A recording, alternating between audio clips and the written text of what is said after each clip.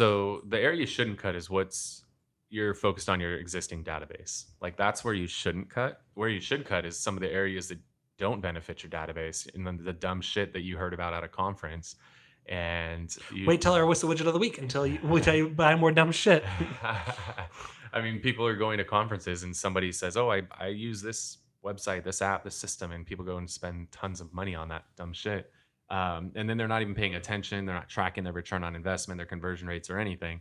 Like, what I would tell you to do is all your credit cards, just cut them right now and call your credit card company and tell them you lost your wallet and you need new credit cards. And then they're going to send you new credit cards. And then you're going to have all these companies call you and be like, "Hey, Kyle, your card didn't go through. Did you have a new card we need to update?" "Oh, I didn't know I was still paying for this shit." Cancel. "Oh, I'm paying for that. Damn, that was like 3 years ago. How much? Oh my gosh, I pay like $2,000 to these guys."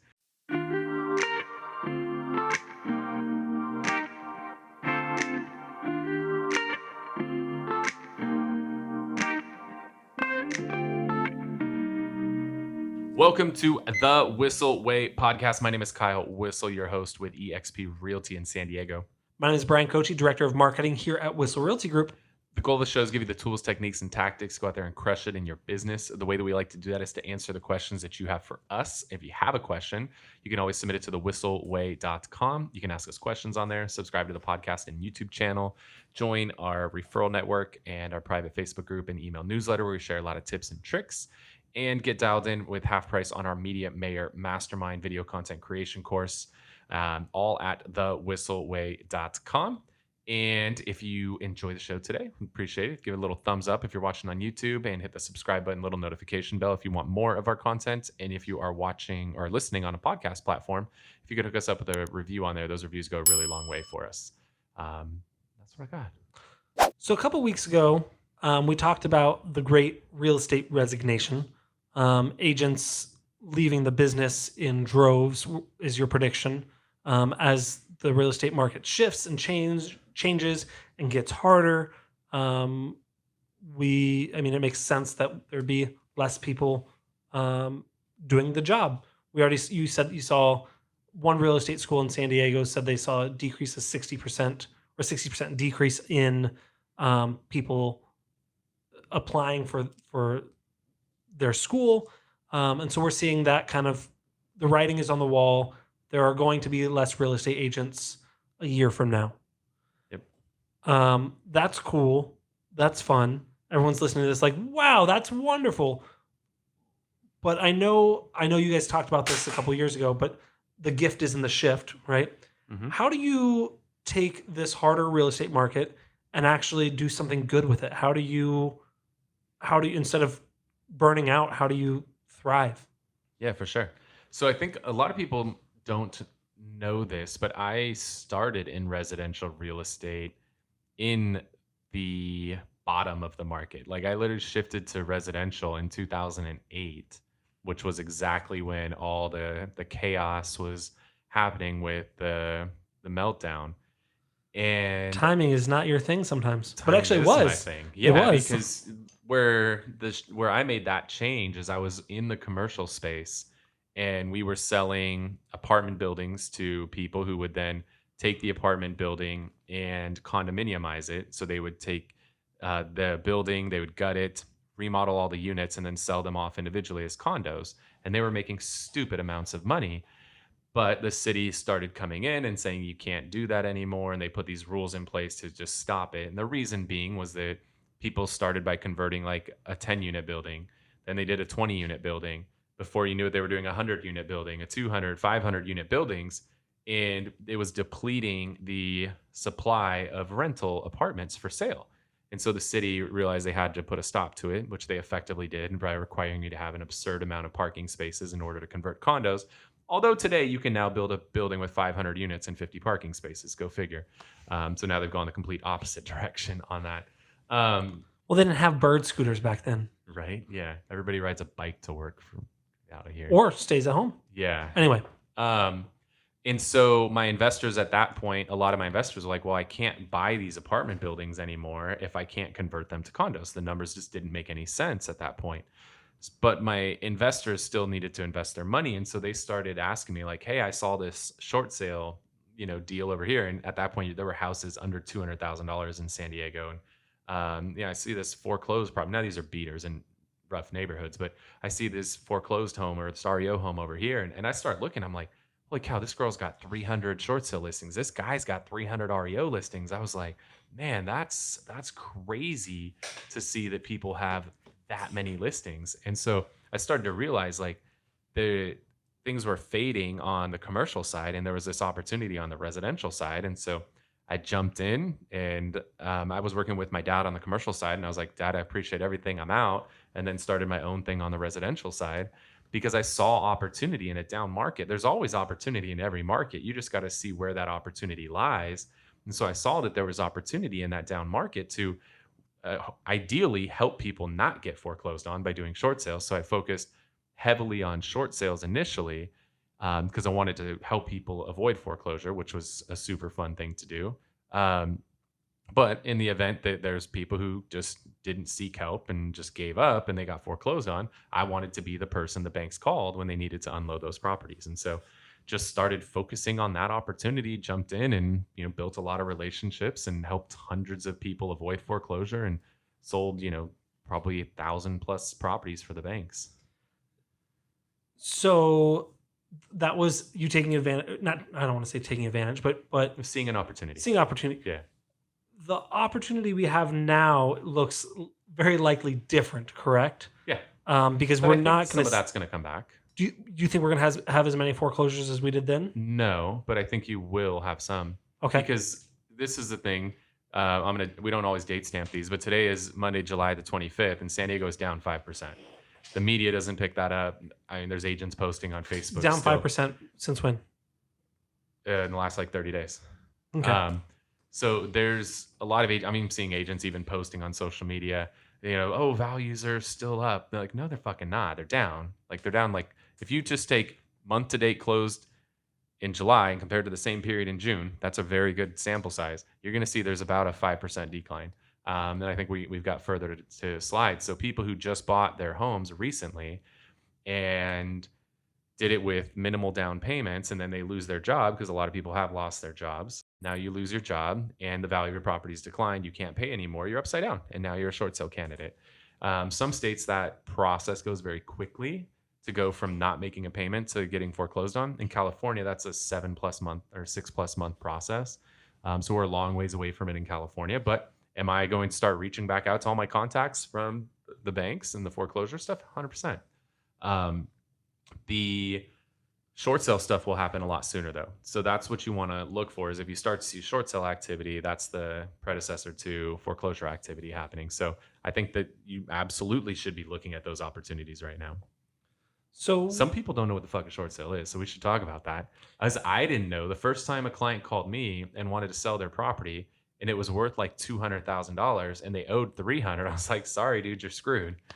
That's literally sell what I it told and them. Then come up with more money, please. Why would they take less than what you owe them? That doesn't make any sense. Well, that's called a short sale. So if somebody needs to sell their home and the proceeds don't cover the balance of the loan and it needs to be sold and the person has a hardship and can't afford to pay, banks will allow somebody to sell a home short of what they're owed. And so how does that affect the consumer? Their credit's going to get wrecked if they're not making payments. And then they're also going to take a hit when they actually short sale the property as well. And so when they do that, how long until that comes off their record? Or it depends on the financing type. It could be as short as a few years. Now, there's some funky loans that will allow you to literally buy it the day after you do a short sale. So there's some workarounds with that. Those sound very legit. Yeah, traditionally it's a few years, but the damage is much less after a short sale than it is after a foreclosure. So it's far better for somebody to do a short sale than a foreclosure. And a lot of banks what's crazy is, at least back then, and we'll see what they do this time around, but they were financially incentivizing people to short sell. You could make a no payment for 6 months, sell the home for less than what you owe the bank, and then the bank would give you money. Wow. Crazy. But it was better for the bank to do that than to let it get foreclosed on because now they got the property back in decent condition. They didn't have to pay all the legal fees to actually foreclose on you to get the property back trashed or with you squatting on it. And then they got to get you out. So it was cheaper to just pay people to leave. So you said you're going to be reaching back out to your contacts. Yes. But someone that's listening right now, maybe they don't have 15, 20 years of experience and they You didn't go should through go. 2008. There's two primary conferences you want to start going to. One is called REOMAC, REOMAC, and the other is called Five Star. You should look into going to those conferences for sure if you want to start learning about this stuff. And then there's a group called CDPE, Certified Distressed Property Expert, I think is what it stands for. I would start looking into them and what they offer as well, because they're more focused on short sale training. So how do you, okay, so you go there. What else do you do to build your business? Obviously, you become an expert in short sales, right? We had someone who's a business partner with you now. Wasn't he called like Short Sale Kurt or? Yeah. That was his name? Yeah, that was his MO, was Yeah. being short sale Kurt. So yeah, I mean, you want to make it known that you specialize in that, right? The episode that we did recently, we talked about like giving something a name. Like he gave himself the name Short Sale Kurt. A lot of people, registered a homeowner defense network and names like that to help people. That seems dope. I like that one. Did you do that one? No, I had a different one that I don't want to share because somebody will steal it. So yeah, I think that's part of it. That's not really where I wanted to go with this episode, but I think it is important because I think that opportunity is going to present itself and you should be prepared for it. Do that now. Don't wait for those things to happen. Be the person who makes them happen. But there's the main opportunity that I see that's going to happen is there's going to be opportunity for teams to really thrive. I think you're going to see teams grow massively through this market because so many people are, if they don't get out of the business, like we talked about in the Great Resignation, they're going to be looking for ways to minimize their out-of-pocket expenses because they're going to be fearful that there's going to be less deals happening, which there are going to be less deals happening. I don't fight that. But the thing is, there's going to be way less agents to split those deals up amongst. And the agents that push through this market are going to gobble up an unfair share of those opportunities that are out there. And so I think you're going to see a lot of people who are on their own that feel like they're on an island, that feel like they're lost, don't know where to go, and they're just bleeding money every single month. They're going to be looking for guidance. They're going to be looking for teams where you have a leader who's at the forefront of it, facing these things head on, not afraid to have the difficult conversation and tell you the market's going down right now. Like I'm amazed at seeing leadership in other companies posting publicly that the market's not going down. Like, you're full of shit. The market's going down right now. You got to be with a leader who's shooting straight with you and equipping you with the tools that are needed in a down market. Because if your leadership's telling you the market's good and you're going on a listing appointment because that's what your leadership's telling, which you should believe your leadership. If your leadership tells you the market's going up, you should go into appointments believing the market's going up.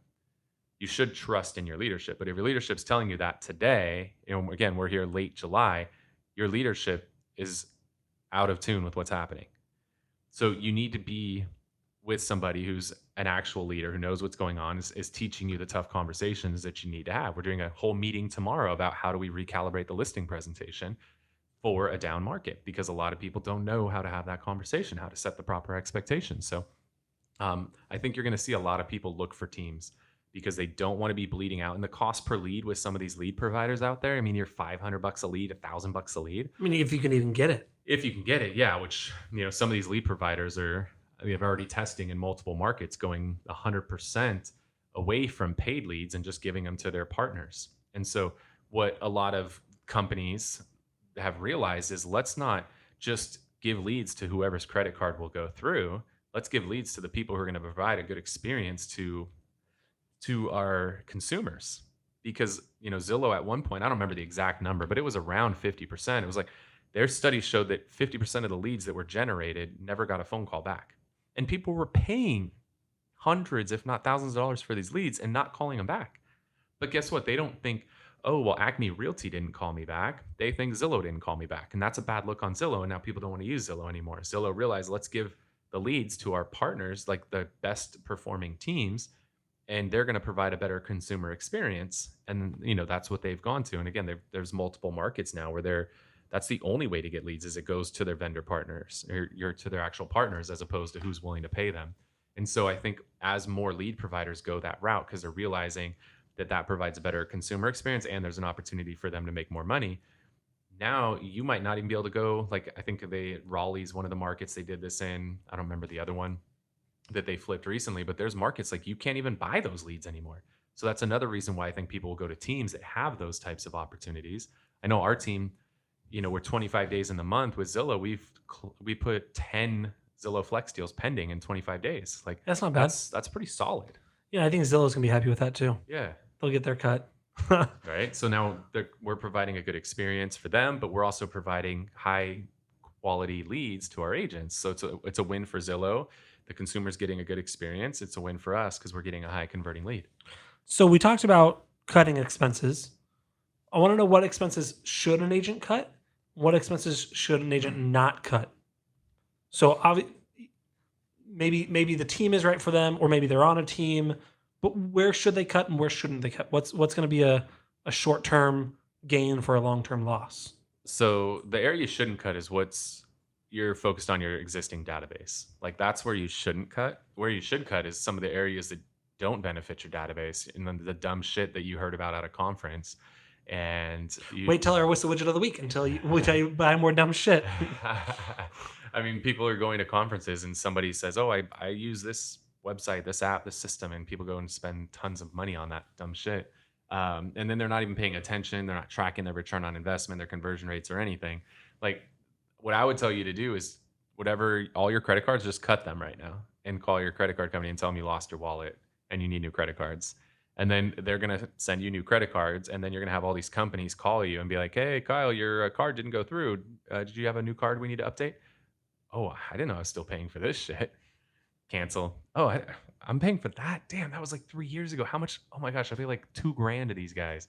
Cancel. So eliminate a lot of that stuff. You don't even know what you're paying for. Some of you guys don't, not only do you not have a profit and loss statement, you don't even look at your bank statements to see what you're being charged for. So, you got to go in and figure out what are you spending money on, and is there a return on investment or not, and start cutting those things that there's not. There's a huge one that we're probably going to be cutting very soon because we've been digging into the numbers and it's just not making sense. And we're seeing there's another area where it's making more sense. We're not going to mention names, don't worry. There's another one that's making a lot more sense. And so we're going to take that money and shift it over to there. And we can actually get a higher quantity of leads for the same price, which they're converting at a higher rate. Or we could just cut back the expense and then take that money and either just remove that from the bottom line, or we could reallocate that to more Sphere database type stuff. But I think your Sphere and your database is not where you cut right now. Would you even say go the opposite with Sphere and database, and instead of cut, go harder? Yeah. Because those are the people that are going to trust you. Like they're there for you. They're your ride or dies. They believe in you and they trust what you tell them. So I think that's, if there's anywhere, that's where you should be most focused. And then just be cautious of the lead sources you are paying for and make sure that they're actually providing a return. The benefit of paid lead sources, if you are working with the right ones, that they're returning, and you should double down on those. Like the one that we're going to take money from and move it to this one. This one over here is doing really well. We should go harder on that right now. The reason for that is you need new leads in this market because all those leads you had from a year ago, they're out. Right? Like you probably retained a few of them, but a lot of them are out because the rate was 3% and they can't stomach that it's over 5% today. You need to fill your pipeline with new people. And so I think you should still have some sort of source that's bringing fresh leads in. Just be smart about where you're spending it. And, it's sad that sometimes we need things like this to happen to force us to actually go and like see what we're spending money on. But you should be, and if you realize it, you're probably gonna be like, damn, I wish I was doing this more often. But hey, better now than never. Is there anything else you want to cover on that? I think that was pretty good. Yeah. The other things I think is just being overly communicative with your database. So when I say database, just understand I'm talking Sphere, I'm talking past clients, I'm talking referral partners, I'm talking all of that. When current I say clients, current clients, yeah, I'm talking everything. I think you have to be overly communicative because the other agents out there, a lot of agents are scared right now. That's fine. You could be scared. I love this market personally. Like I'm super pumped for change because again, I know it's going to weed a lot of people out. So I really embrace this kind of a market. I embrace change. But a lot of agents are scared. They don't know what to say to people. So they just say nothing at all.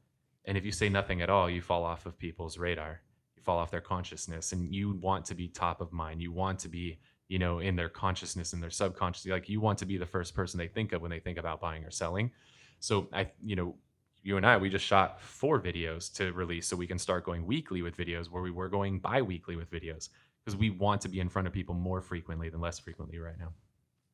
Cool. I like it.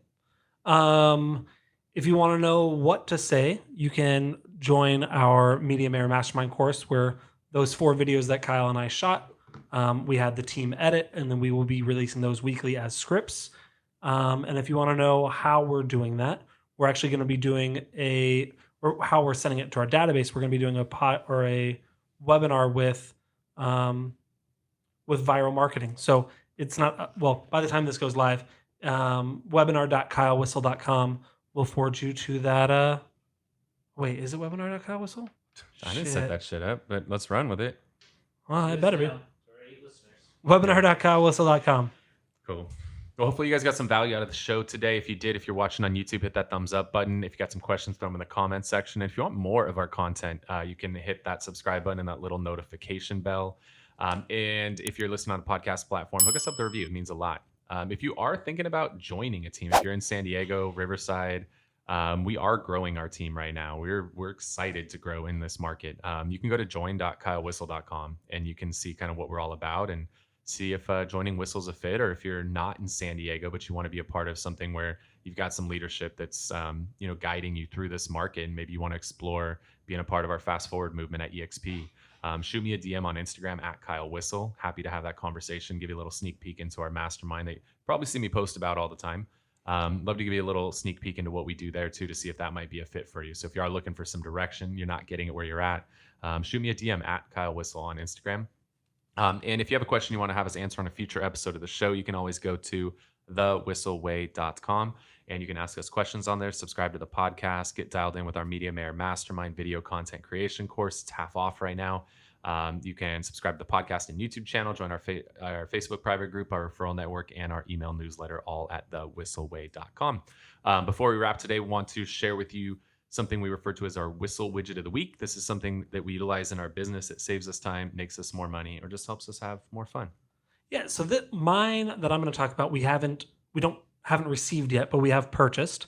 As our team grows, as our team expands, we need more and more space for our weekly meetings, and we need to utilize more and more technology so that way we can speak to our agents wherever they are, whether they're in Riverside or La Mesa or San Diego or Carlsbad. Those are where we have our offices. But wherever they are, we can kind of communicate better. And so we've been constantly working on getting a cleaner, better setup for our Zoom. And one of the things that we're going to be utilizing in the next couple of weeks is a microphone that you can throw. So this is called the Catchbox. They're a Lithuania-based company. So we just got news that it's been shipped, but it'll be a couple weeks until it gets here. But basically, it's a microphone. You can kind of think about it as like a microphone in a pillow. So you can throw it. People can speak into the microphone. We'll have that going into our board so that way people on Zoom can hear, and really will allow our audience to engage, our in-person audience to engage cleanly with our online audience. But also, the reason Kyle wanted it is it gives him something to throw at people. So if they have a question or not, if they're not paying attention, maybe a catch box will be coming out their head. But pretty neat. We're excited about it. Hopefully it works as we expect it to. But wanted to give you the most up-to-date information we have is we just bought one. Cool. I'm going to be in the same line there with you. So this is something we utilize. We found it to be really good for conferences. And we've also found it good when we're in a larger room where we need to have a microphone. So if you don't want something to toss around, we're using these Jabra little speaker phones. And the thing that I love with this one, it's Bluetooth, or you can just connect it via USB. It's wireless, so you don't have to be plugged into a wall. So if you're in a conference room, it's great. Set it in the middle of the room. It has a really, really good microphone. But if you're in a big room or a big conference room table, you could put one of these at each end of the table and they will pair together. And so you could have 2, 3, I don't know what the limit is. I know we can have at least 3 of them all paired together. And they can work really, really well for having like a multi-microphone speaker setup in a room, in a conference room. So the Jabra Speak 710. It's pretty sweet. How much are they? A few $100. Yeah. They're not cheap, but they work really well. Dude, conference rooms, like if you want to look at ridiculously stupid expensive stuff, look at like business telecommunication stuff. The little triangle speakerphone that you see on conferences are like $3,000. Like I used to work at a telecom company. Just the phones, the desk phones with like different lines and stuff are like $800. It's insane, but that's not a bad price, and we use them every week in each office. Yeah. Cool. Consistently. Awesome, guys. Well, hopefully you got a lot of value out of the show today. Again, Kyle Whissel with eXp Realty. You can always hit me up on Instagram at Kyle Whissel. And I'm Bryan Koci. Thanks so much for watching. We'll see you next week. Later, guys. Wait. Before you leave, I want to share some more tips and tricks that we're using in our business to take it to that next level. Just click right here. And don't forget to subscribe. Click right here.